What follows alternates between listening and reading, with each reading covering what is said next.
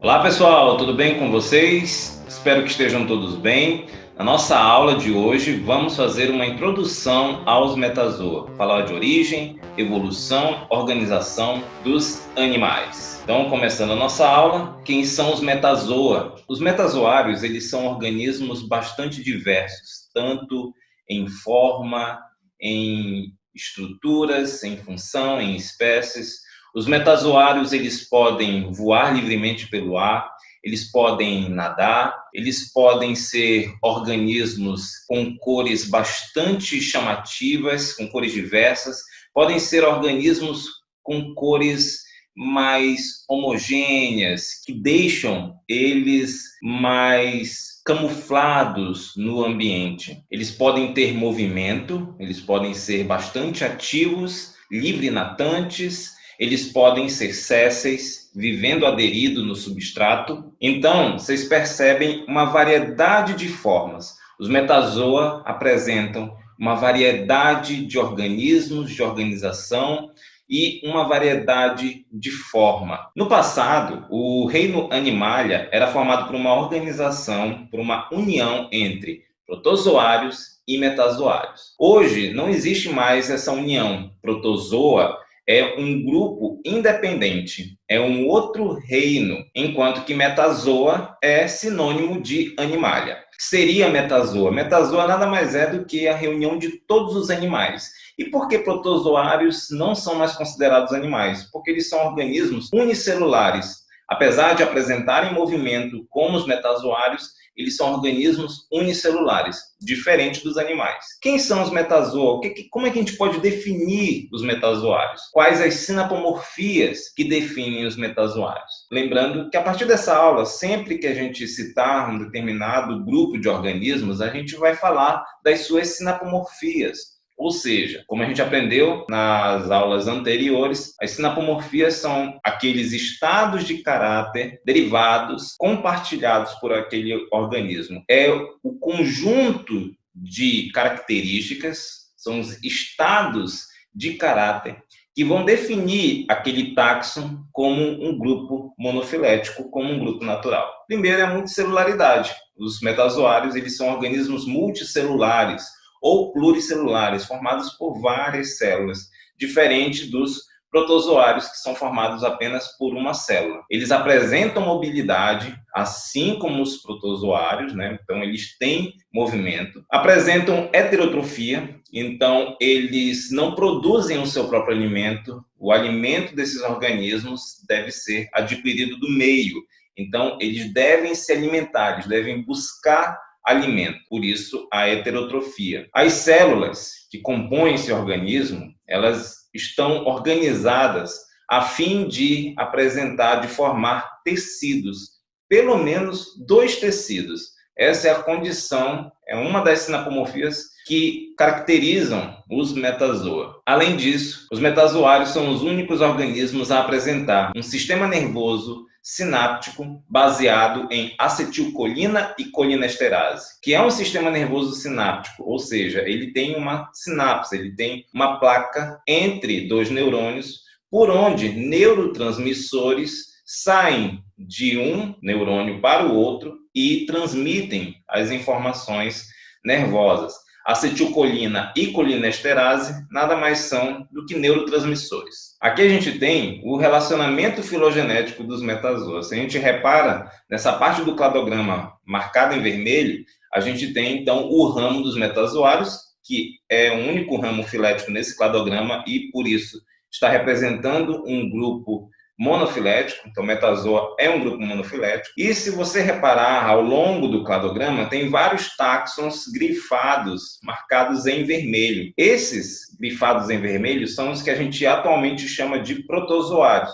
Observa que protozoário é um grupo polifilético, com várias origens evolutivas, com vários ramos, deixando de incluir vários outros ramos monofiléticos. E aí, um grupo em particular de protozoário é muito mais próximo de metazoa. Então, se a gente vê na área vermelha, a gente vai ver que coanoflagelata, então o grupo dos protozoários chamados de coanoflagelados, é o grupo irmão de metazoa. Então a gente tem um grupo de protozoário que é grupo irmão dos metazoa. Esse é o relacionamento filogenético que a gente tem para os metazoa atualmente. Então, aqui, uma representação dessa relação evolutiva entre os metazoa, que estão aqui embaixo, os metazoários, com os coanoflagelados. Então, a gente tem um grupo irmão, o grupo irmão dos metazoários são os coanoflagelados, que são esses organismos aqui unicelulares que podem viver em colônia.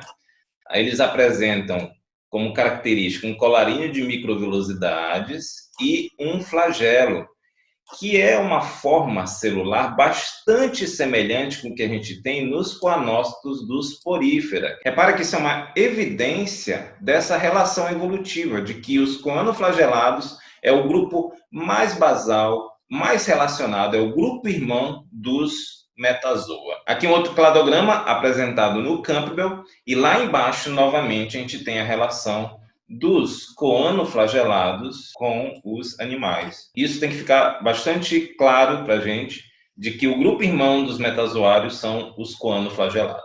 Existem duas teorias que explicam a origem dos metazoa, de onde vieram os metazoários. A primeira teoria é a teoria sincicial. Sincicial vem de sincício. O que é um sincício?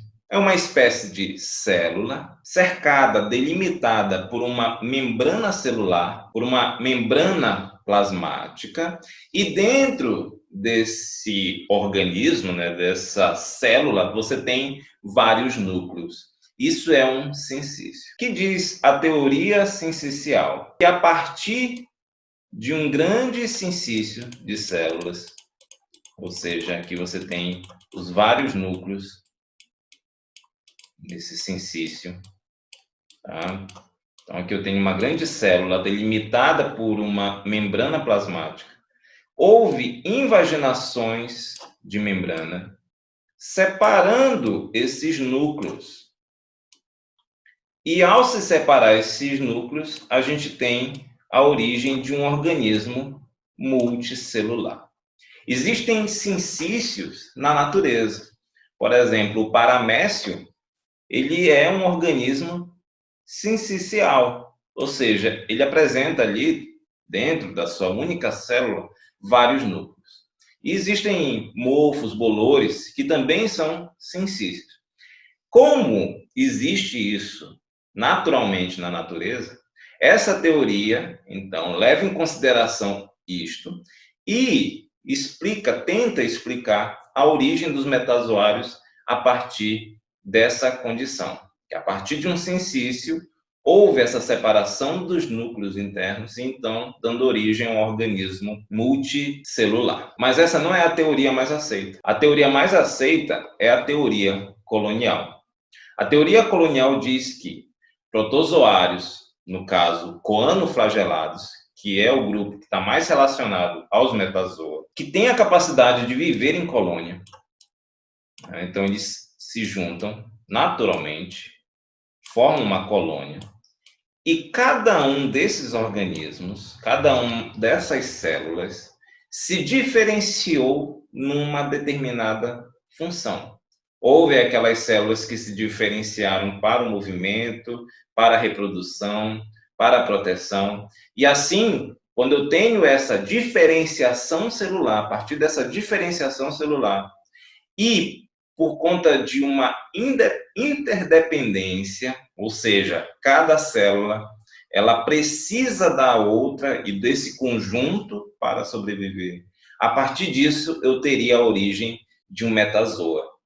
Então, os metazoários, segundo a teoria colonial, que é a teoria mais aceita, os metazoários teriam surgido a partir de uma colônia de coanoflagelados que apresentou interdependência e diferenciação de função. Sobre o que vai ser essa aula? Então, a gente falou um pouco sobre as sinapomorfias que definem o metazoa e também da origem evolutiva dos metazoários. Mas, além disso, o que a gente vai ver? A gente vai ver variação. A gente vai ver tudo que é possível encontrar dentro de metazoa. Isso aqui é uma introdução para tudo que a gente vai ver a partir daqui em todas as outras disciplinas de zoologia. Então, o que será que sempre a gente vai ver? O que é que vai se repetir nas outras disciplinas que conhecimentos temos que ter para aprender zoologia a partir daqui?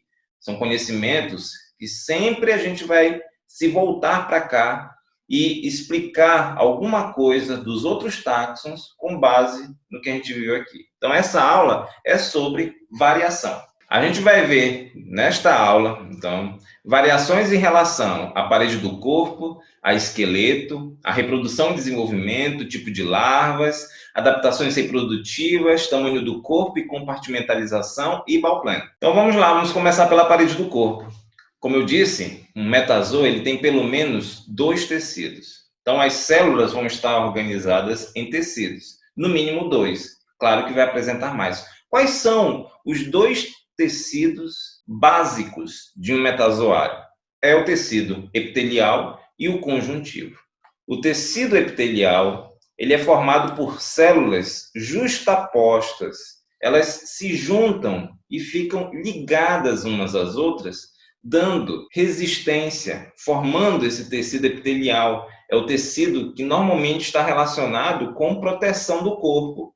É aquele que vai dar forma, é aquele que vai proteger o organismo. Acima desse tecido epitelial, essas células podem secretar uma matriz extracelular externa. Então, vamos ver aqui nesse próximo slide, é que a gente pode ver precisamente as células do tecido epitelial, uma ao lado da outra, e acima delas há a secreção de uma matriz extracelular. É formado de proteínas, carboidratos, uma série de substâncias.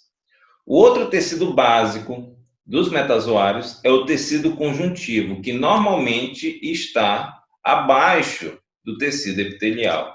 O tecido conjuntivo, por sua vez, ele apresenta as células não mais justapostas, mas essas células elas estão espalhadas numa matriz extracelular interna, formada de colágeno, de outras proteínas, carboidratos, fibras. E esse tecido conjuntivo vai ser responsável por formar outras estruturas, como, por exemplo, o endoesqueleto. As células do tecido epitelial, elas ficam sobre uma estrutura que dá base, apoio para essas células, chamadas de lâmina basal. Então, a lâmina basal é essa estrutura que sustenta as células do tecido epitelial. Então, tecido epitelial e tecido conjuntivo são os tecidos básicos de um metazoário. Como eu falei, existem 2 matrizes extracelulares.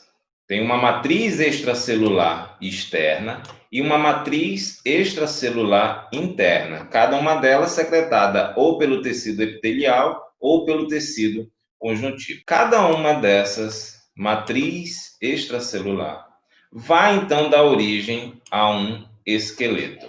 O esqueleto originado da matriz extracelular externa é chamado de exoesqueleto, enquanto que o esqueleto que vem da matriz extracelular interna é chamado de endoesqueleto.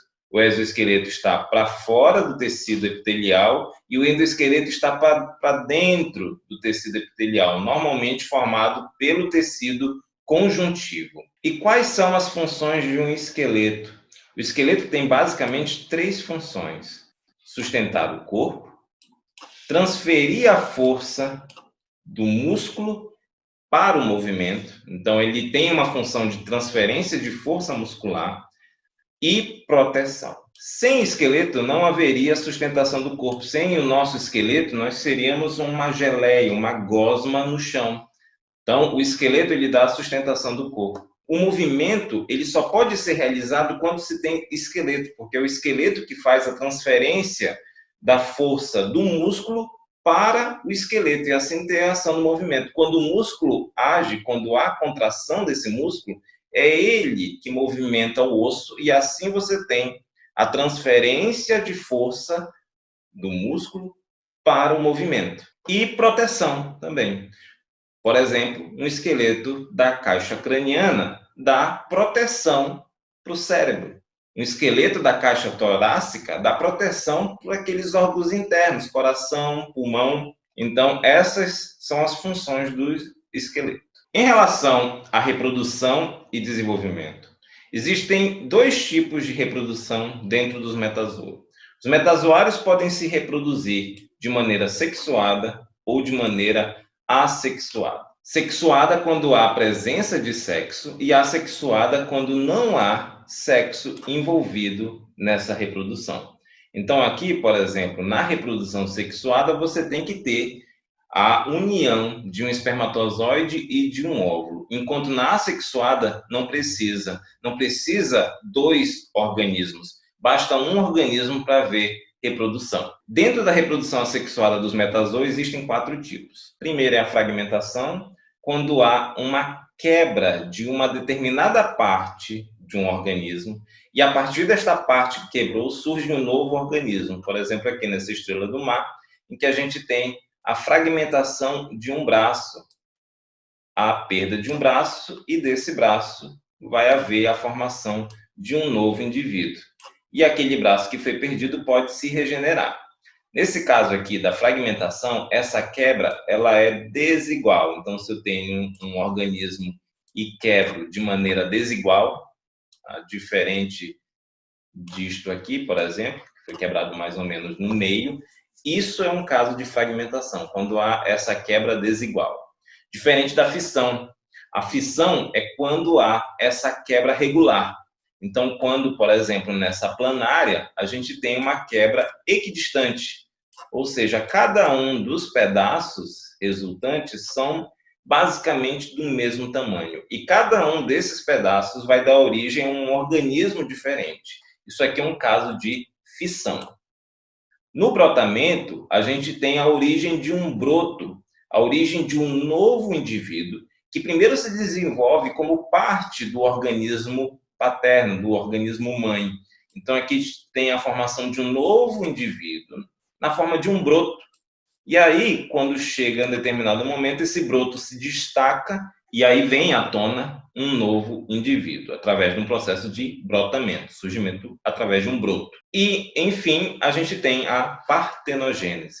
A partenogênese é um tipo de reprodução assexuada e que uma célula, um óvulo, por exemplo, não precisa de fecundação para dar origem a um novo indivíduo.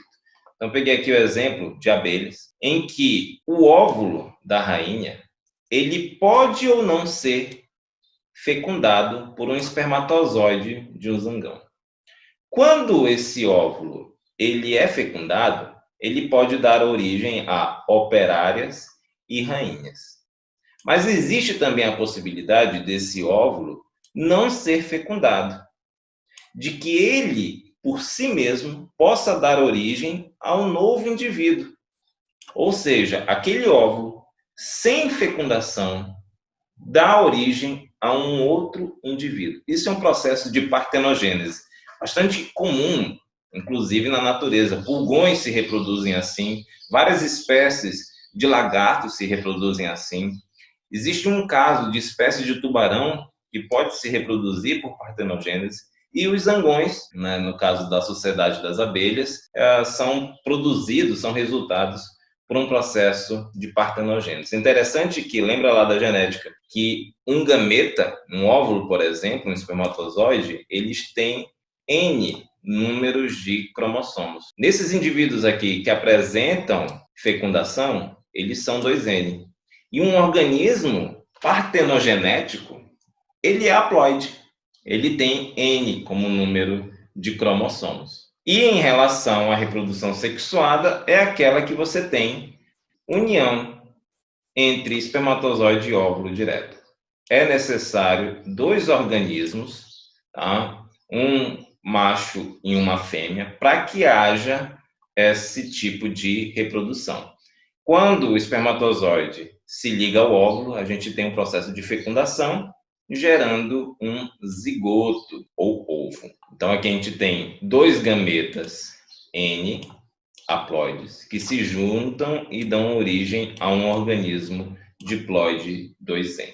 Esses são os processos reprodutivos dentro de metazoa. E o desenvolvimento? Após a formação do zigoto, a primeira parte do desenvolvimento é a clivagem ou segmentação. A clivagem nada mais é do que uma série de multiplicações, divisões celulares de mitose que ocorre nesse zigoto, gerando crescimento celular e em tamanho. Então, a gente vai ter uma série de divisões celulares que vai variar de organismo para organismo, de grupo para grupo, de acordo com a quantidade de vitelo presente originalmente no óvulo. E aí a gente vai ter o nome dos óvulos, né? Microlesto, mesolesto e macrolesto. E esses óvulos, que têm essa quantidade de vitelo, que é uma substância nutritiva presente ali e que vai dar energia para o desenvolvimento do embrião ao longo do seu desenvolvimento, essa quantidade de vitelo vai determinar a forma como essa clivagem vai se dar. Se vai ser uma clivagem holoblástica, se vai ser uma clivagem meroblástica, se vai haver uma clivagem superficial. Então, isso tudo vai depender, a clivagem vai depender da quantidade de vitelo que tem nesse organismo. Independente disso, durante esse processo de clivagem, a gente vai ter uma série de divisões celulares, culminando numa estrutura chamada de blástula. A blástula nada mais é do que um grupo celular, um agrupamento celular, com várias células ao redor, oco. Então, a gente tem uma blástula com uma blastocele, que é a região do interior, que é o resultado de uma série de segmentações. Após a clivagem, a gente chega nesse resultado da blástula, que vai passar por um processo chamado de gastrulação. A gastrulação é a invaginação, um processo em que parte da sua superfície invagina, ela adentra a região que antes era ocupada pela blastocele. E isso, durante essa gastrulação, a gente chega numa outra forma, que é a gástrula. A gástrula é essa blástula, né, esse grande organismo multicelular, que teve essa invaginação de uma camada superficial. E aí a gente tem, então, o quê? A formação de um intestino, de uma região gástrica primitiva, que é chamado de arquêntero. Arquêntero é o intestino primitivo da gástrula, dos organismos. E existe um poro também. Esse poro aqui é chamado de blastóporo. O blastóporo, ou seja, o poro que liga o ambiente externo ao interno da gástrula, ele vai dar origem, dependendo do organismo, à boca ou ao ânus. Então, a gente vai ver mais para frente que existem organismos que são protostômios, organismos que são deuterostômios. E a diferenciação desses organismos se dá, uma delas, pelo destino do blastóporo. Então, o blastóporo, se ele dá origem à boca primeiro, a gente tem os protostômios. Se ele dá origem ao ânus primeiro, então a gente está diante de um deuterostômio e a gente consegue diferenciar grandes grupos com base no destino do blastóporo. E então não é só o blastóporo que tem um destino posterior ao longo do desenvolvimento. Cada uma das camadas da gástrula, ela também vai dar origem a uma camada diferente no organismo adulto. Então aqui a gente tem a camada mais externa da gástrula, é a ectoderme. A camada mais interna, que forma o arquêntero, a endoderme. E a gente tem um espaço entre essas duas camadas, que é a blastocele, derivada ainda, aquele espaço derivado lá da blástula. No adulto, cada uma dessas partes vai dar origem, a ectoderme vai dar origem à epiderme, a endoderme vai dar origem ao trato digestório, e a blastocele vai dar origem ao tecido conjuntivo. Então, ao longo do desenvolvimento, nessa ontogenia, a gente vai ter essa diferenciação da ectoderme na epiderme, endoderme no trato digestório e da blastocele no tecido conjuntivo. Antes de um organismo chegar à idade adulta, Muitas das vezes, ele passa por vários estágios, vários estágios de formação. Então, surge uma cauda, surge algumas projeções corporais que a gente pode interpretar como possíveis membros locomotores. E como, ao longo desse desenvolvimento, você tem várias estruturas, vários tipos morfológicos surgindo, a seleção natural, ela pode tanto atuar, como a gente já sabe, no adulto, mas também ela pode atuar nos estágios ontogenéticos, justamente nessas modificações ao longo do desenvolvimento.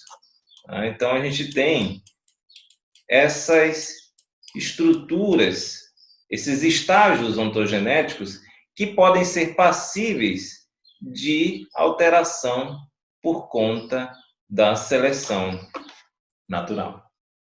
E uma modificação ontogenética comum, selecionada pela seleção natural, é a larva. Larva é algo que foi selecionado pela natureza, pela seleção natural, como algo positivo para determinados grupos. Não são todos, mas alguns grupos vão possuir larva. E a larva tem a sua importância. Tem uma série de considerações que a gente pode fazer sobre larvas que são importantes do ponto de vista evolutivo. Então, uma larva, primeiramente, ela é diferente do adulto. E ela é algo independente. O fato dela ser diferente do adulto e ser independente, isso permite a ela ocupar um nicho ecológico diferente do adulto. Ela pode ocupar um ambiente diferente, ela pode ter uma resposta diferente a esse ambiente, ela pode se alimentar de coisas diferentes. Então, uma larva, por exemplo, quando ela vive num ambiente diferente e se alimenta de algo diferente do adulto, só aí você não tem competição. Não existe competição interespecífica entre os adultos e as larvas, por exemplo. E aí é possível você ter um grande boom populacional sem que haja, por exemplo, competição com espaço e alimento. Imagina uma espécie na água que ela viva, que ela seja séssil, que o adulto seja séssil e que a larva seja livre e natante. O adulto vive lá embaixo, no substrato, e a larva nadando. O ambiente não é o mesmo. Ou seja, eu posso ter uma ocupação grande de adultos naquele ambiente mais basal, né, no bentos daquele corpo d'água, enquanto que a larva, ela está livre e natante, ela está na coluna d'água. Então, você tem uma ausência de competição interespecífica. E se essa larva se alimenta de outra coisa, você também tem ausência de competição por alimento, por exemplo. Imagina uma borboleta que se alimenta do néctar das flores, enquanto que a sua larva, a lagarta, se alimenta das folhas. Então, você tem adulto e larva, estágios ontogenéticos diferentes, que vivem em ambientes diferentes e se alimentam de coisas diferentes. Isso possibilita o quê? A ausência de competição interespecífica. A gente chama aqueles organismos, aqueles táxons que têm larva, que eles apresentam desenvolvimento indireto. Se não tem larva, o desenvolvimento é direto. Então, sempre a gente vai falar, se estiver falando de desenvolvimento, sempre a gente vai citar. E, nesse caso aqui, a gente tem um organismo que tem desenvolvimento indireto, ou seja, tem larva. Se o organismo tiver desenvolvimento direto, ele não tem larva ao longo do seu desenvolvimento. E a gente chama o processo de mudança e dessa passagem da larva para o adulto de metamorfose. Então, aqui a gente está diante de um exemplar de uma assídia. Isso aqui é uma larva de assídia que se assenta na água e passa a se diferenciar até a forma adulta, que é céssio. Então, eu tenho uma larva livre natante e um adulto céssio, e esse desenvolvimento, essa passagem, essa mudança de larva para adulto é chamada de metamorfose. É a mesma metamorfose que a gente vê, por exemplo, na borboleta, que é a passagem de lagarta para a borboleta em si, para o adulto. As larvas podem ser de dois tipos. Elas podem ser planctotróficas, ou seja, elas se alimentam do meio em que vivem. Plâncton significa aquilo que está espalhado no meio, vem de plâncton. E trófica vem de trofismo, vem de comer. Não necessariamente isso aqui significa que come plâncton, mas que se alimenta do que está espalhado no meio. Então, por exemplo, uma lagarta que come uma folha, ela é uma lagarta planctotrófica, ela é uma larva planctotrófica. O ciclo de vida dessas larvas normalmente é longo, porque elas têm alimento abundante no meio, elas podem ficar sob aquela forma durante um longo tempo. Diferente das larvas que são lecitotróficas. Larvas lecitotróficas, elas se alimentam da reserva de vitelo proveniente lá do óvulo da mãe. Aquela reserva de vitelo presente no óvulo deu condições para que ela sobrevivesse até o estágio de larva, e ainda tem ali uma certa reserva que permite que ela continue viva. Lecito vem de vitelo. E como elas têm uma reserva limitada de alimento, o ciclo de vida delas é curto. Elas têm aquela reserva que dá para um determinado tempo, acabou aquela reserva, ela tem que metamorfosear, ela tem que se tornar adulta agora. Ainda em reprodução, existem algumas adaptações reprodutivas que são importantes para os organismos permanecerem vivos, ou pelo menos para permitir a sua reprodução. Então, existem duas adaptações reprodutivas. Uma que aumenta a probabilidade de fertilização, de fecundação, e uma outra que aumenta a sobrevivência dos descendentes, ou seja, a partir da fecundação. Então, vamos ver cada uma dessas adaptações reprodutivas. Começando com aquelas que aumentam a probabilidade de fertilização. Essas adaptações reprodutivas, elas facilitam, elas tendem a melhorar, facilitar a reprodução, o encontro dos gametas. A gente tem dois tipos de adaptações reprodutivas que vão aumentar a probabilidade de fertilização, que são sincronia e proximidade. A sincronia nada mais é que a liberação dos gametas ao mesmo tempo. Não adianta nada você liberar, por exemplo, primeiro os óvulos e depois os espermatozoides em tempos muito distintos. Então, por exemplo, pensa na água, pensa num porífero, por exemplo, que é o exemplo que está aqui. Então, a gente tem um porífero lançando seus gametas na água. Pensa naqueles organismos que lançam os gametas femininos e depois de 1 hora, os organismos masculinos vão lançar os seus espermatozoides. Não vai haver fecundação. Por quê? Porque depois de 1 hora, a corrente de água já levou os óvulos embora. Então, tem que haver sincronia. Ou seja, os organismos devem liberar os seus gametas ao mesmo tempo. E assim aumentar a probabilidade de fecundação. E o que é a proximidade? Nada mais é do que um organismo estar próximo do outro. Nada adianta ter sincronia se os organismos estão distantes. Então, essas duas, sincronia, que é liberar ao mesmo tempo os gametas, e proximidade, estar um próximo do outro, são adaptações reprodutivas que vão aumentar a probabilidade de fertilização. Claro que existem vários níveis de proximidade.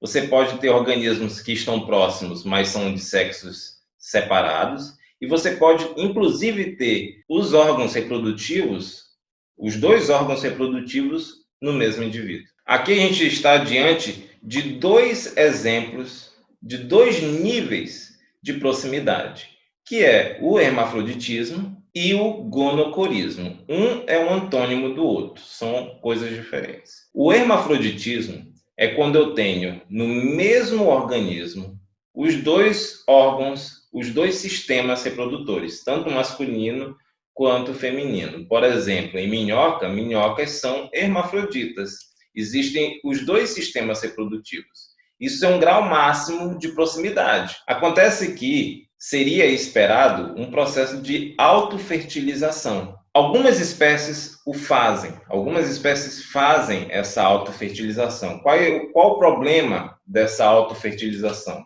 Limita a variação genética. Então, você tem uma prole, você tem uma descendência que não tem variação genética, e isso é perigoso, por exemplo, quando surge um surto de uma doença, ou uma mudança climática, ou uma mudança qualquer no ambiente, e todo mundo é afetado de maneira igual. Se não tem variação genética, você tem um certo perigo ali, né? Então, se não tem variação genética, você não tem indivíduos que possam sobreviver àquela mudança no ambiente.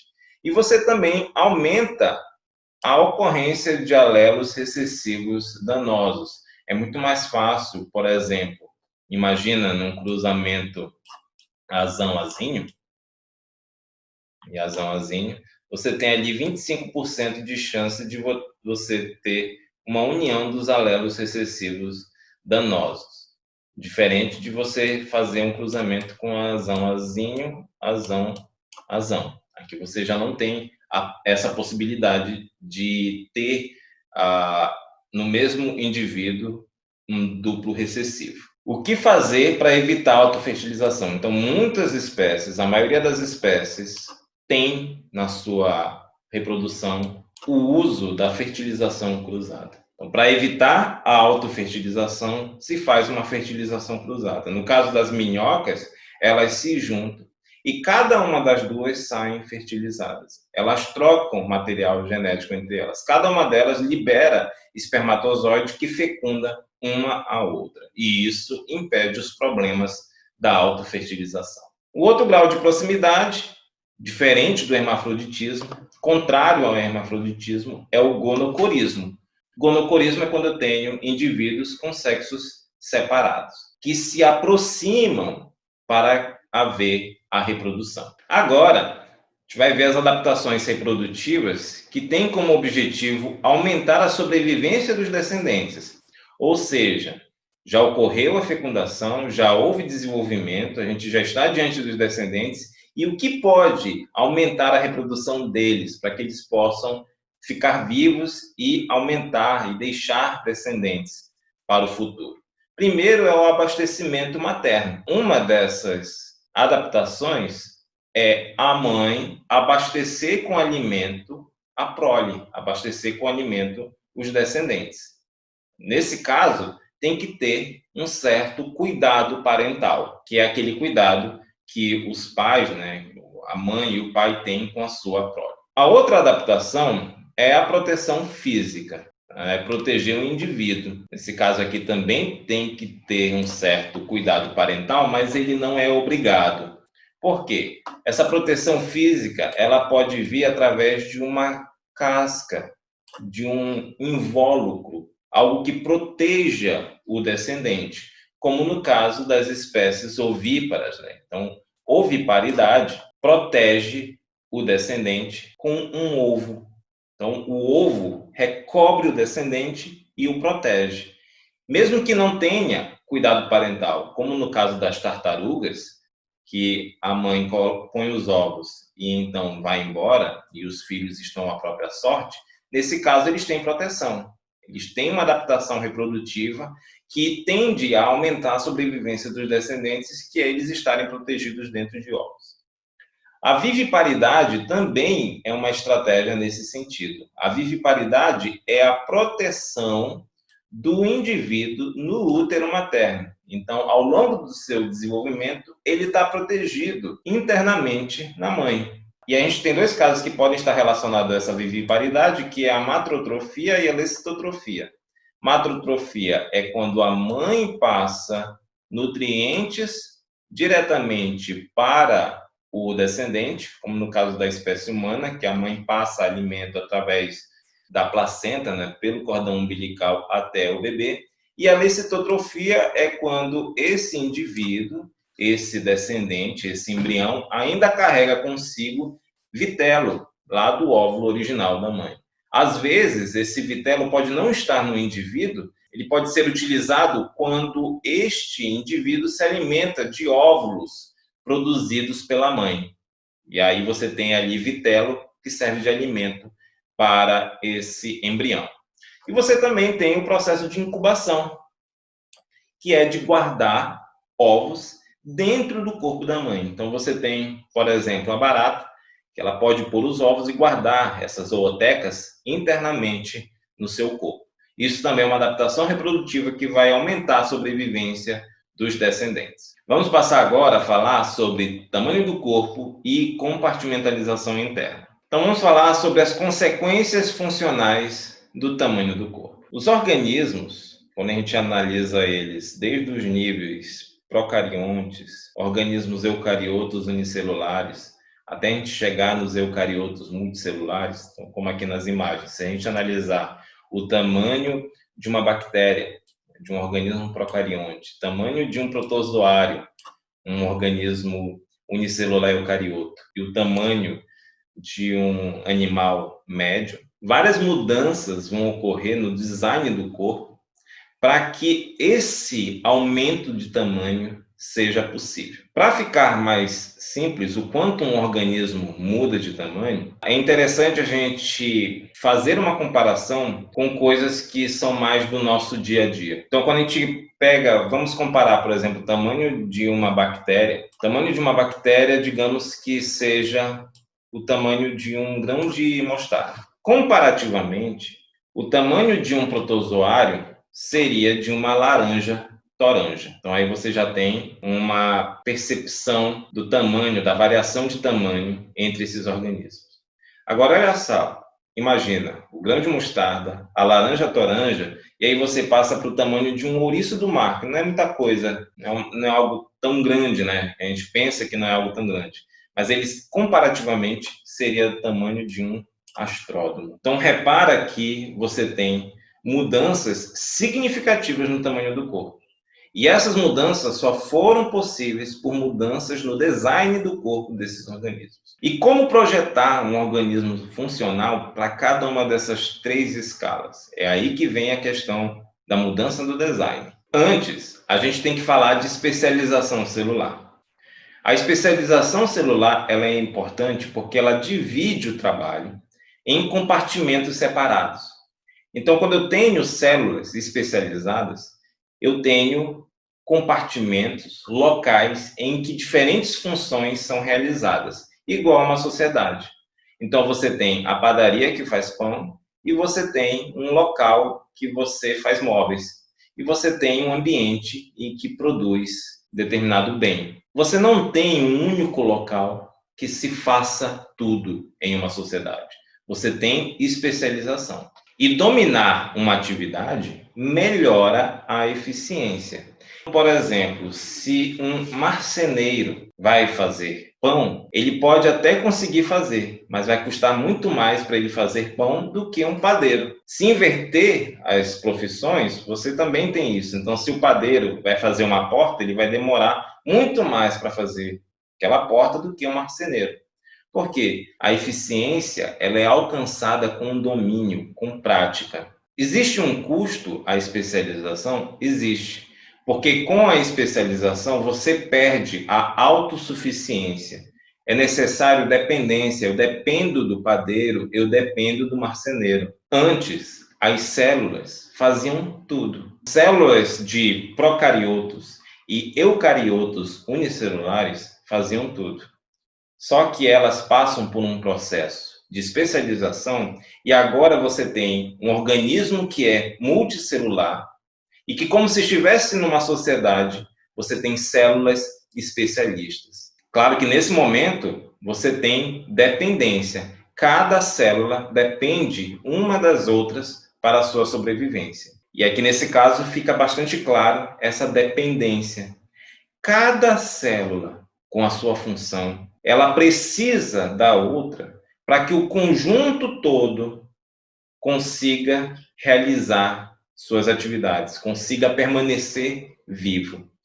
Então, como numa orquestra, em que cada um dos integrantes faz uma determinada função, o todo, ele precisa, ele depende de cada uma dessas partes, senão não sobrevive, senão não toca a música.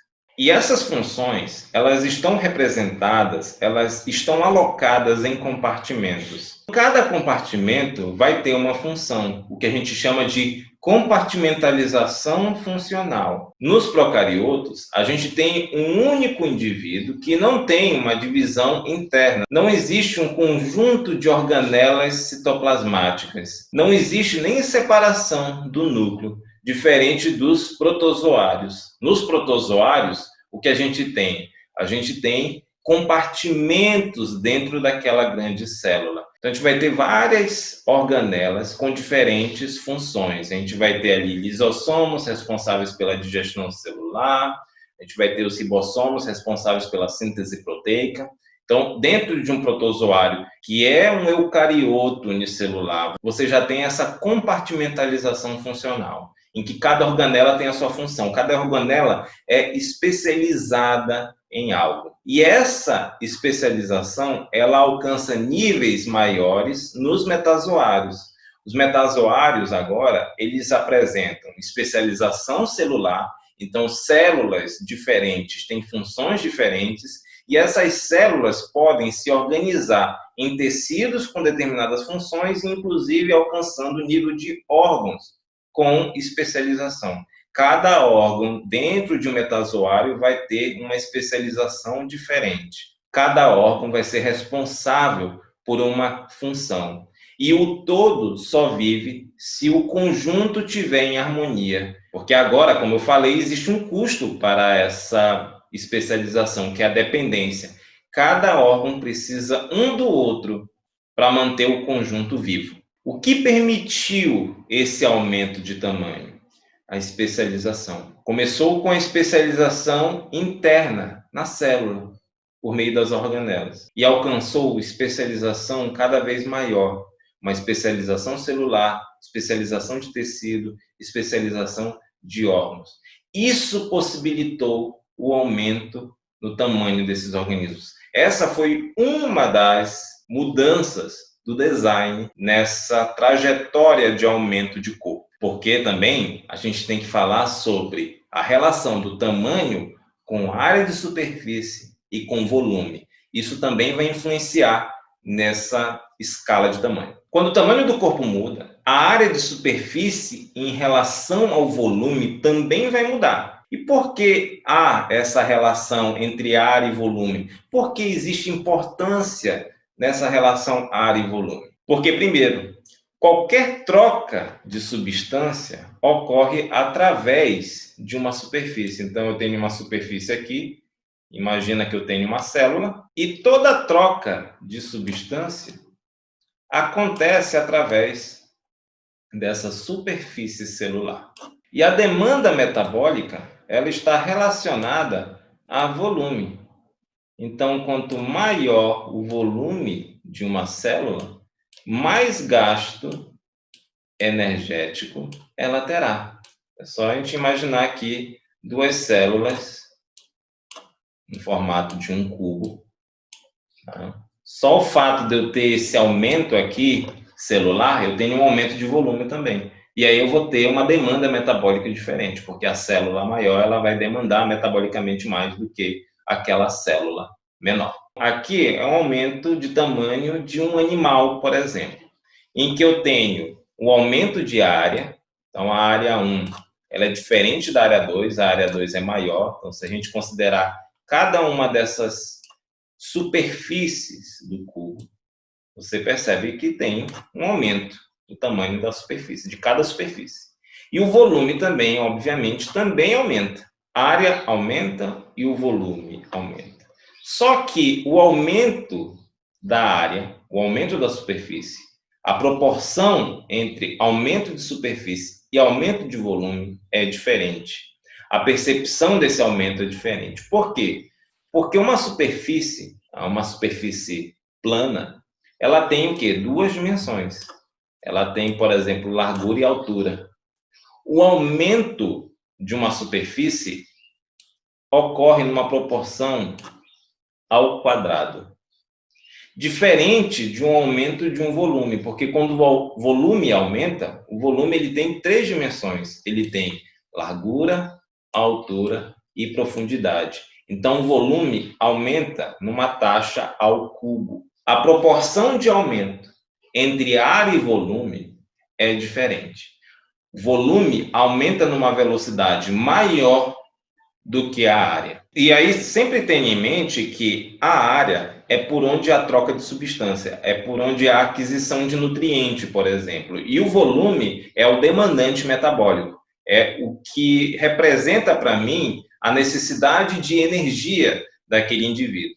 Então, se a necessidade de energia de um indivíduo, de um organismo, cresce numa quantidade maior do que a capacidade dele de conseguir nutrientes do meio externo, isso gera um problema. Então agora a gente vai ver matematicamente como ocorre o aumento de área e volume no aumento de um corpo de um organismo, hipoteticamente. Então aqui a gente está diante de dois organismos hipotéticos, cuboides. No indivíduo, toda a medida, toda a aresta, no indivíduo A, vale 1. E no indivíduo B, toda a aresta vale 2. Então, toda medida aqui vale 2, ali toda medida vale 1. A área do indivíduo A, ela é calculada base vezes altura, então 1 vezes 1, que dá 1. Só que são 6 superfícies aqui, são 6 lados, então 1 vezes 6, que dá 6. 6 de área. Tá? Então, ele tem um valor ali, 6 de área. O indivíduo B, por sua vez, ele tem base vezes altura, 2 vezes 2, que dá 4, vezes o quê? Vezes o número de lados, que é 6, que dá 24. Repara que aumentou de uma área de 6 para a área 24. Tá? Alguma coisa ao quadrado, tá? Centímetro quadrado, micrômetro ao quadrado, que você resolver para melhor sua fixação, para melhorar o seu entendimento. Tá? Vamos ficar aqui só com os números básicos ali. Agora vamos calcular o volume de cada um desses indivíduos hipotéticos. O volume do indivíduo A é a base, que é 1, vezes a altura, que é 1, vezes a profundidade, que é 1 vezes 1 vezes 1, 1. O volume do indivíduo 2 é base 2, vezes a altura 2, vezes a profundidade 2. 2 vezes 2, 4, 2 vezes 4, 8. Então, houve um aumento de volume de 1 para 8, à medida que você quiser, ao cubo. Tá? Centímetro ao cubo, metro ao cubo. Agora vamos calcular a proporção área sobre volume, a relação entre área e volume. Então, a gente pega aqui a área, no caso do indivíduo A, 6, dividido pelo seu volume, que é 1. Deu 6. Ok. E aí, olha só o que é interessante. Quando eu pego no indivíduo B, a área sobre o volume 24 dividido para 8, dá 3. O que isso quer dizer? Apesar de a área aumentar, e apesar do volume aumentar do indivíduo A para o indivíduo B, a proporção área e volume diminui. Você sai de um número 6, vai para o número 3. Houve diminuição na proporção área e volume. E o que isso quer dizer? Significa dizer que o volume está aumentando numa taxa maior do que a área, então o organismo B precisa de muito mais energia do que o corpo, do que a superfície pode trocar com o ambiente. Esse é o problema de um aumento de tamanho sem as devidas adaptações para prover de nutrientes esse organismo que agora demanda uma energia, precisa de mais energia, tem um metabolismo maior do que o primeiro indivíduo, primeiro organismo. Então a gente tem um problema de área e volume.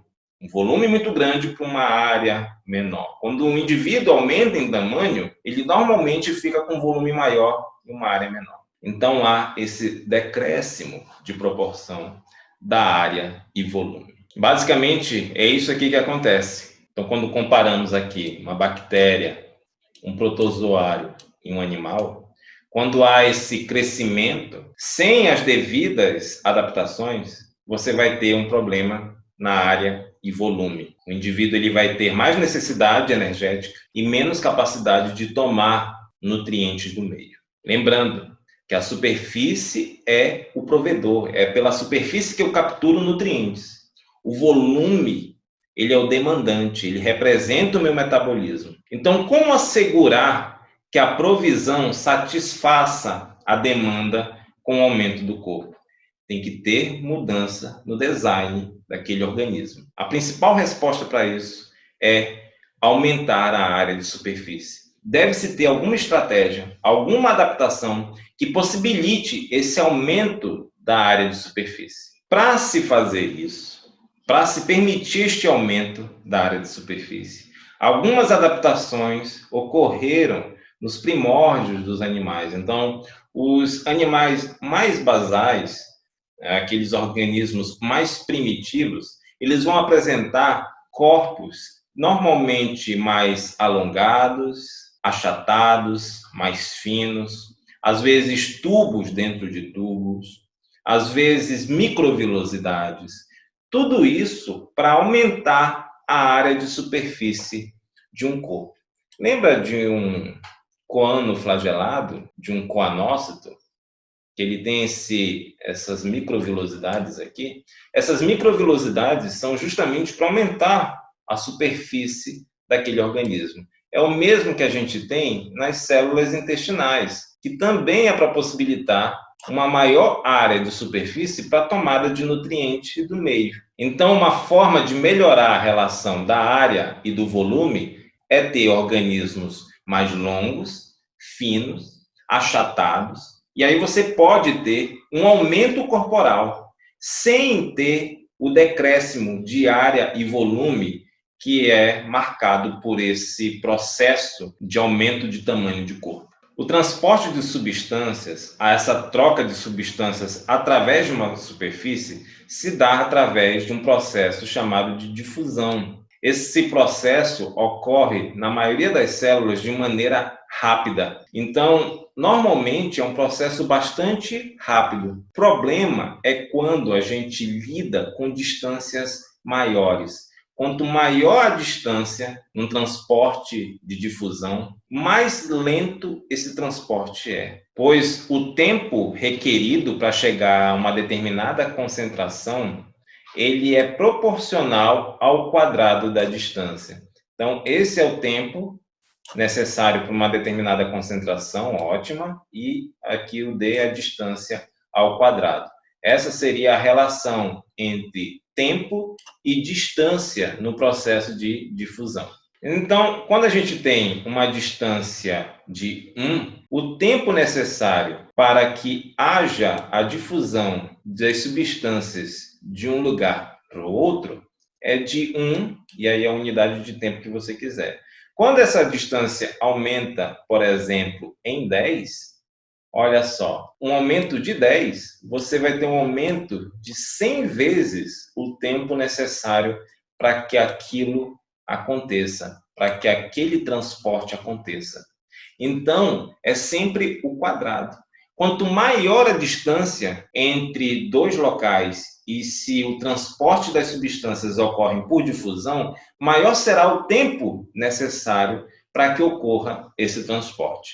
No exemplo que eu usei, 10 vezes mais distante, você vai ter 100 vezes mais tempo necessário para o transporte. Em animais aquáticos, a distância de difusão efetiva é de aproximadamente meio milímetro, ou seja, um organismo, para ele tomar os nutrientes do meio, ele precisa ali de uma distância pelo menos de meio milímetro para que ocorra esse transporte. Organismos que têm um diâmetro de pelo menos 1 milímetro, eles têm condições de sobreviver no ambiente aquático, tomando por base a distância mínima necessária de meio milímetro. Ou seja, olhando para esse organismo aqui, o diâmetro dele é de 1 milímetro. Como ele precisa, como a distância efetiva de difusão é meio milímetro, olha só, isso aqui é uma fatia da metade do corpo dele, o raio dele de meio milímetro. Ou seja, ele consegue obter oxigênio pela sua superfície de todas as direções e se manter vivo. Ele consegue suprir a sua necessidade, o seu metabolismo, pelo tamanho limitado a 1 milímetro. Então, imagina um organismo maior. Um organismo maior, ele vai ter, então, uma área suprida de 0,5 milímetro, que é isso aqui, e o resto gangrena, e o resto morre. Toda essa área que está além daquele 0,5 milímetro externo, ela vai necrosar, ela não vai ter oxigênio necessário. Então, um organismo globoso, quando ele aumenta de tamanho, se ele não tiver uma forma de aumentar a sua área de superfície para suprir o seu metabolismo com determinadas substâncias, ele vai morrer, ele não vai sobreviver. É aí que entra, por exemplo, uma das soluções, que é a circulação interna. Quando eu tenho um processo, algo que permita que haja circulação internamente, eu supro o metabolismo com uma substância que antes não estava disponível. Por exemplo, aqui eu tenho tanto suprimento de oxigênio vindo externamente, quanto internamente provindo da circulação. Então, esse organismo aqui, apesar do seu aumento de tamanho, a demanda do seu metabolismo vai ser suprida, no caso, por oxigênio ou por alimento, o que quer que seja, porque ele tem uma circulação interna, permitindo que haja difusão também pelo lado de dentro do corpo. Então, a gente tem uma demanda suprida nessa região e uma demanda suprida nessa região. Esse processo de circulação, ele permite que esse organismo sobreviva porque o metabolismo é suprido por aquela substância através de um processo de difusão simples. Então, para um corpo que excede 1 milímetro de diâmetro, por exemplo, o que é que a gente vai ter? Sistema circulatório, que libera os metazoários dessa limitação por conta da difusão que é limitada a 0,5 milímetro. E também cílios e músculos vão auxiliar esse sistema circulatório, permitindo a circulação de substâncias ali que vão suprir aquele organismo. E de onde evoluiu o sistema circulatório? O que tudo indica, as evidências nas pesquisas evolutivas, é que o sistema circulatório tenha evoluído a partir de superfícies interiorizadas, como o sistema aquífero dos porífera e invaginação corporal, por exemplo, como a gente vê no Cnidaria, que lembra um arquêntero, lembra um sistema digestório primitivo. E o sistema circulatório foi selecionado na natureza por conta da necessidade quando corpos grandes surgiram, quando houve esse aumento do tamanho do corpo dos metazoários. E quais são as vantagens de corpos de tamanho grande? Para que houve esse aumento do corpo dos metazoários, já que existem essas limitações relacionadas à área e volume? Um corpo de tamanho grande, ele vai ter uma diminuição da sua vulnerabilidade em relação a predadores.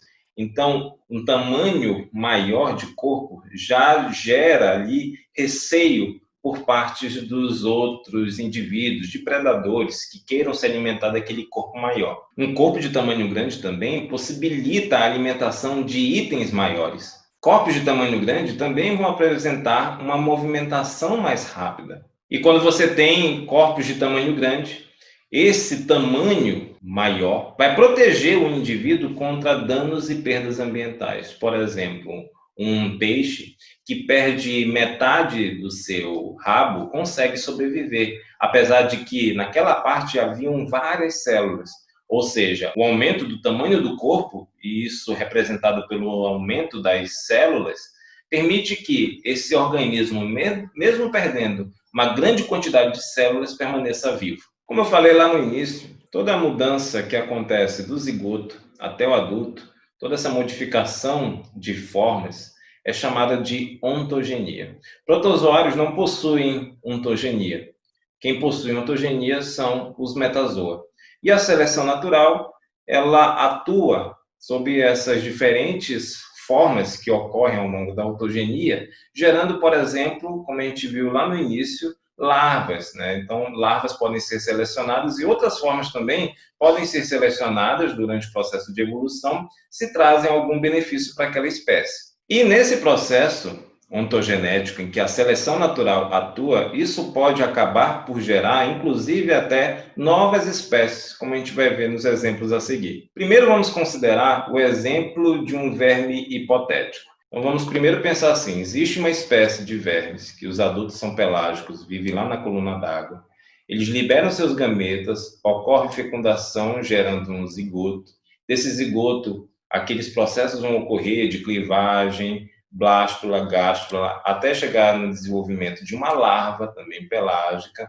Essa larva se assenta, cava um buraco, ela fica ali entre grãos de areia, se assenta, e ali ocorre uma metamorfose para o indivíduo adulto, que sai daquele ambiente e vida que segue, se inicia o ciclo novamente. Digamos que por alguma razão, esse indivíduo que está começando o seu processo de metamorfose, a gente pode até dizer que seja ainda uma larva, por alguma razão, ele ganhe a capacidade reprodutiva. As gônadas, nesse indivíduo, elas se tornam capazes de produzir gametas. E isso que se define o adulto. O adulto ele é caracterizado pela capacidade dele de reprodução. Então, digamos que um indivíduo consiga se reproduzir com aquela forma de verme, aqui a gente tem, então, a gente está diante de um surgimento de uma nova espécie, um processo de mudança no time dos eventos desse organismo. Uma mudança no timer de eventos, pois era esperado que aquele indivíduo se tornasse um adulto, mas ele se torna um adulto na forma de um jovem. Nesse caso aqui, a gente tem uma mudança no timing de eventos para uma forma mais simples, primitiva, digamos assim. Diferente do que acontece no narval. O narval, ele é uma espécie de baleia que tem um dente que não parou de crescer. Normalmente, alguns dentes das baleias caem durante o processo de ontogenia, ainda dentro do útero materno. No caso do narval, não. Esse dente continua crescendo.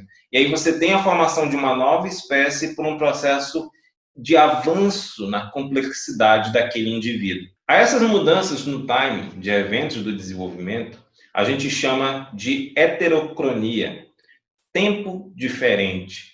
Ou seja, toda mudança que você espera algo, mas que aquilo não acontece por uma mudança no processo geral daquela espécie, por um processo de especiação, por uma modificação surgindo um adulto quando aquela forma ainda é jovem, ou quando um indivíduo ele muda, ele aumenta a sua complexidade mais do que se esperaria, a isso a gente dá o nome de heterocronia. E existem duas formas de heterocronia, pelo menos, que é a pedomorfose e a peramorfose. Pedomorfose é quando eu tenho descendentes com características do ancestral. Eu tenho uma nova espécie menor, mais simples, com características mais simplórias, com características que lembram a larva daquela espécie. Então, por exemplo, aí a gente tem uma espécie de salamandra que, apesar de adulta, ela tem uma característica da larva, que são as brânquias aparentes. No ancestral, na espécie ancestral, essa forma é a forma de uma larva, só que essa larva ganhou características de adulto. Por alguma razão, a natureza selecionou formas que tinham gônadas funcionais, apesar da sua forma simples, da sua forma menor, da sua forma que lembra uma larva. Já a peramorfose é quando o descendente tem uma característica que vai além daquela do ancestral. São descendentes maiores, com características mais complexas, como o caso do narval. Era esperado, por conta da espécie ancestral, que o dente caísse, mas esse dente aumenta de tamanho. Então, você tem uma forma mais complexa. Nesse caso aqui, a gente vai, então, analisar a pedomorfose e a peramorfose a partir do exemplar adulto hipotético desse organismo, que seria esperado. Após ali o processo de formação do zigoto, que você tem, então, origem ali da larva, essa larva se torna um pouquinho maior e então você tem um adulto.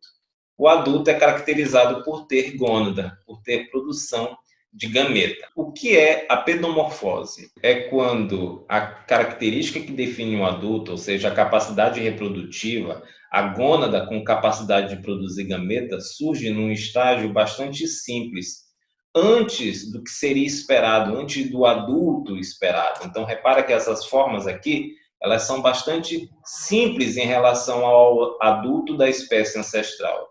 Isso é pedomorfose. Já a peramorfose é algo que vai além. Então, você tem o surgimento da capacidade reprodutiva do adulto em uma forma que ela é mais complexa, ela é maior do que o adulto da espécie ancestral. Então, repara que esses indivíduos aqui, eles apresentam características além da espécie ancestral. E a capacidade reprodutiva só surge nessa época. Ou seja, esses indivíduos, eles se tornaram novas espécies, né? Então, houve o surgimento de uma nova espécie por uma mudança no time do desenvolvimento. Neste caso aqui, a gente está diante de uma peramorfose. Para a gente terminar a nossa aula, a gente vai ver bauplane, que significa basicamente a forma do corpo. O que varia na forma do corpo dentro dos metazoários? Primeiramente, é importante a gente entender os planos e eixos corporais. Então, aqui nesse animal, a gente tem, então, quais eixos que a gente tem que saber. Primeiro, a parte de cima é o eixo dorsal. A parte de baixo é o eixo ventral. Num determinado membro, quanto mais distante ele do centro do corpo, a gente chama isso de distal. Quanto mais próximo, a gente chama de basal ou proximal. A região anterior, a gente chama de região anterior ou oral, e a região posterior é posterior ou anal. Os planos de corte que normalmente a gente usa são os planos transversal, quando, por exemplo, você tem aqui o organismo e a gente corta nessa posição aqui. Então, quando eu tenho um recorte que eu vejo isso, ó, coluna vertebral, trato digestório, isso aqui é um recorte no plano transversal. Eu também tenho um corte no plano sagital, que é quando eu corto nesse sentido aqui. Então, o corte sagital ou corte mediano é quando eu corto e eu tenho laterais esquerda e direita, metades especulares direita e esquerda. Eu também posso ter um plano horizontal. Então, eu tenho um animal aqui e eu corto ele nesse plano. Aqui é o plano horizontal. Por que eu estou falando isso? Porque daqui para frente, várias vezes a gente vai ter um corte de um organismo e aí eu vou citar, isso aqui é um corte transversal, isso aqui é um corte sagital, essa região é mais distal, mais proximal, oral, anal, dorsal, ventral. Então é necessário a gente entender os planos e os eixos dos corpos dos animais, porque isso vai ser importante para as nossas futuras aulas. O sistema esquelético ele pode ser endo, ou seja, interno, ou um exoesqueleto, ou seja, externo. Eu tenho o sistema muscular, que ele é necessário para o movimento, e aí eu tenho o músculo, e esses músculos vão ser responsáveis pela contração. A ação do músculo é a contração. Uma coisa que fique bem claro aqui, músculo não empurra, músculo só puxa. Então, lembrando que a contração muscular nada mais é do que um encurtamento das fibras musculares. Então, o movimento ele é feito através do encurtamento dessas fibras, que é a contração muscular. O sistema digestório nos metazoa pode ser incompleto quando eu só tenho uma entrada. Ela funciona como boca e ânus, como no caso da planária, no caso de alguns equinodermatos. Ou pode ser completo, quando eu tenho boca e ânus. O sistema excretor ele pode ser formado por protonefrídeos, que é um tipo de sistema excretor, é um tipo de rim bastante simples. E também esse sistema excretor ele pode ser através de metanefrídeos, que é um sistema excretor um pouco mais complexo. Isso aqui a gente vai ver mais detalhes em aulas futuras. O sistema respiratório ele pode funcionar por difusão, ou seja, quando o organismo ele troca com o ambiente o oxigênio e gás carbônico através da sua superfície, através desse transporte pelas células, bastante simples, como no caso dos porífera, dos quinidários. Esse sistema respiratório também pode se dar através de brânquias, como no caso aqui dos peixes, e pode também se dar por pulmão, como é no caso dos humanos, né, dos mamíferos. Outras estruturas também podem surgir, podem ocorrer através desse sistema respiratório. Essas outras estruturas, como por exemplo a cloaca dos testudines, a gente vai ver nos próximos grupos, em aulas futuras. Mas basicamente o sistema respiratório ele funciona através de difusão simples ou em estruturas mais especializadas como brânquias e pulmão. O sistema circulatório ele pode se dar por difusão, ou seja, o transporte de oxigênio, por exemplo, ou de nutrientes pode se dar por difusão célula a célula, ou ele pode se dar através de um processo circulatório, através de um mecanismo de dutos circulatórios. E essa circulação ela pode ser aberta ou fechada. A circulação aberta é quando o sangue, componente do sistema circulatório, ele não circula apenas dentro de vasos, ele pode cair em seios, em grandes cavidades. E também tem a circulação fechada, que é aquela em que esse sangue, esse fluido circulatório, só flui dentro de vasos. O sistema nervoso, ele pode ser difuso, como no caso dos quinidários. Aqui eu tenho uma rede de neurônios espalhados pelo corpo. Não existe um único centro integrador, como no caso do sistema nervoso cerebral. No caso do sistema nervoso cerebral, eu tenho um cérebro, um centro integrador de informação. Já o sistema nervoso ganglionar, eu tenho gânglios espalhados pelo corpo. Eu tenho regiões de integração, que são agrupamentos de neurônios espalhados pelo corpo. Então, o sistema nervoso pode ser difuso, ganglionar ou cerebral, dependendo do organismo. Um trabalho muito interessante que a gente usa até hoje, apesar da época em que ele foi produzido, em que ele foi publicado, é o trabalho do Alan Nick, de 2004. Ele apresenta para a gente duas abordagens, duas filogenias dos metazoa. Uma baseada em caracteres morfológicos, que ele chama de síntese tradicional, e uma outra baseada em caracteres moleculares, que ele chama de síntese moderna. É interessante nesse trabalho que a gente tem uma relação, a relação filogenética de todos os filos dos metazoários. Aqui a gente tem, então, a síntese tradicional, baseada em caracteres morfológicos. Aqui a síntese moderna, baseada em caracteres moleculares. E a gente vai, ao longo das aulas, verificar cada uma desses filos, fazer essa análise, o que é que numa síntese está aparecendo, o que é que essas sínteses discordam, se elas concordam. Por exemplo, já baseando aqui na aula de hoje, nessa introdução aos metazoários, a gente já pode ver que os coanoflagelados aparecem bem aqui embaixo como o grupo irmão dos metazoa, dos animais. Lembra que os coanoflagelados são esse grupo de protozoários que tem a forma do corpo bastante parecida com os coanócitos dos porífera. Tanto na síntese tradicional quanto na síntese moderna, os coanoflagelata aparecem como grupo irmão dos metazoa. Espero que tenham gostado da aula. Qualquer dúvida, podem me procurar, podem escrever para mim. Me procurem no e-mail lorival.dias@ufra.edu.br ou deixem seus questionamentos no fórum. Vamos conversando. Bons estudos para todos. Um grande abraço. Até!